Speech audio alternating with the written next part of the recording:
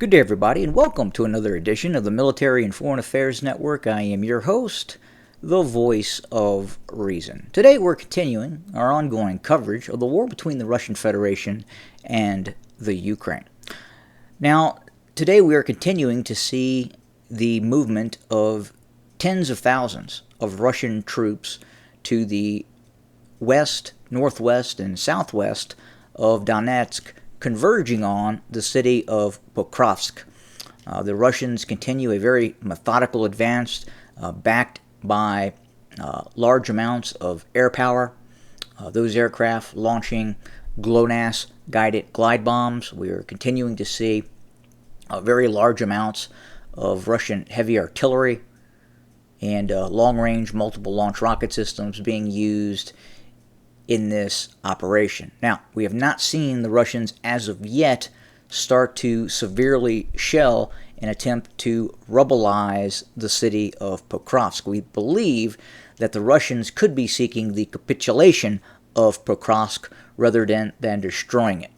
So we'll have to continue to watch what is happening as the Russians get closer and closer to this vital transportation hub to the west of the current front lines. Now, if we go back up to the Kursk Incursion, we continue to see Ukrainian troops operating inside of the Russian Federation.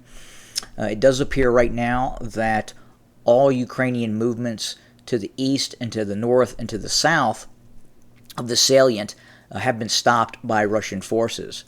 An example was within the last 48 hours, there was a Ukrainian attack attempted on this border town of Korinko, and this area here, Kalichevka.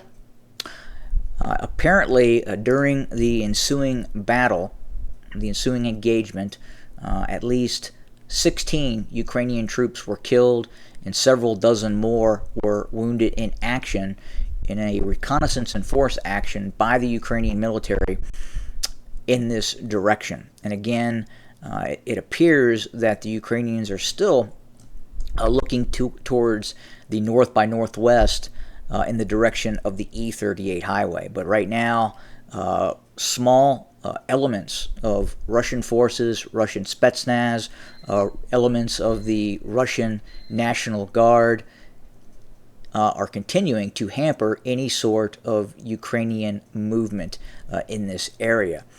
And again, what we're really seeing along the front lines that are preventing a lot of this Ukrainian movement capability is Russian long-range snipers, anti-tank guided weapons teams, and what is also being used to great effect against Ukrainian forces, especially these over-the-road columns of Ukrainian tanks and armored infantry fighting vehicles and MRAPs, are the use of the Lancet drone. So we're not seeing large numbers of Russian troops being committed to any sort of counterattack as of yet. These are mainly small Russian units, Spetsnaz, National Guard, some regular Russian ground force units, backed by a tremendous amount of air power. And again, these small teams of anti-tank guided weapons teams and snipers are causing the Ukrainians the inability to move forward. Now, look, in the initial operation, there were only a small contingent of Russian border troops and National Guards that were the screening forces or covering forces for this area west of Suja. That is why we saw the Ukrainians make the type of advance they were able to do into Russia proper. But since then, as the Russians have brought in these more combat-capable, smaller units, these blocking formations, it's been very difficult for the Ukrainians to operate. And if you look at the terrain in some of these areas, you have vast open spaces. And these anti-tank guided weapons teams and these long-range marksmen, these long-range snipers of the Russian GRU and other formations, even snipers with the Russian Federal National Guard, have caused the Ukrainians a great number of casualties. The Ukrainians right now are very concerned with the sniper capability that has been deployed against them in this area. And again, part of that is because of the terrain. The terrain, you have the capability of taking these long-distance shots, and that element has been deployed by the Russians. Now, it's not something that is uncommon. Obviously, it's being used throughout the war. But again, what we're hearing is these are not large Russian formations, battalion sets, brigades that are now blocking a lot of these Ukrainian movements. Smaller units. Important to note that. Now, I wanted to also talk about the possibility of the war expanding. Now look, the largest military base in Western Europe that is operated by the North Atlantic Treaty Organization is the Ramstein Air Base. This is a massive, sprawling complex with thousands of both German and U.S. forces stationed at this air base. Now, this large base, this large military base, is approximately well over 1,000 miles away from areas of interest such as the Crimea, Moscow, Minsk, Kiev. But that is going to change. That is going to change very soon. We are now seeing the building of a base that is going to either meet or exceed the capability of Ramstein. And where is that being built? Where is that being built? I'm going to tell you where it's being built. It is being built in Romania, the same place that the Aegis Ashore system was placed. The North Atlantic Treaty Organization is now building a very large military base, dual-use facility in the locale of Mihal. So right now, this is essentially a Romanian military base that is used by the North Atlantic Treaty Organization. NATO is now purchasing all land to the north, to the east, and to the south. And what is eventually going to be built here is a base that is going to exceed the capability of Ramstein. Now, what's interesting is the distance that this puts the largest military base in Western Europe from Russian territory. You're talking about a Ramstein-style military complex that will be about less than 200 miles from Sevastopol. Right now, Ramstein is essentially 1,200 miles.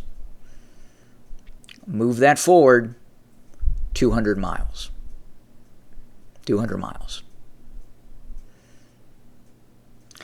Now, if I were to go back in history,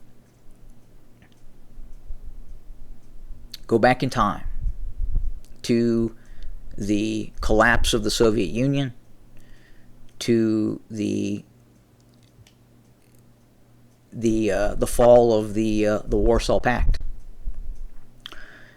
If we were to go back in time and tell the decision makers of the Soviet Union that in the decades to come there would be a NATO military base in Romania, 200 miles from Sevastopol, that would be larger than Ramstein, what do you think would happen? Would the Soviet Union have fell? Would the Warsaw Pact have collapsed? Probably not. But I think at this point, that is even small potatoes compared to what's happening right now in terms of this great war that is going on between NATO and its proxy forces in the Ukraine. But the question is, we now have the Aegis ashore, and we now have a military base that will house over 10,000 NATO troops, and that will be able to operate an entire strike wing of U.S. Air Force. What's going to happen next? Is NATO preparing for outright war against the Russian Federation? Now, we're not hearing about this base being built. You won't hear about it in the mainstream media. Now, if, for instance, the Russians were building a military base the size of Ramstein south of Havana, that would probably make the headlines. But there's not a base south of Havana. There's not a base in Cuba. There's not a base in Venezuela that houses 10,000 Russian troops. It doesn't exist. But there will be a base in the not too distant future in Romania that will house 10,000 U.S. troops and give NATO an incredible capability to project force against the Russian Federation. So more to come as we continue to watch events unfold on the ground. We will continue to coverage. Thank you for joining us today. As always, have a good day.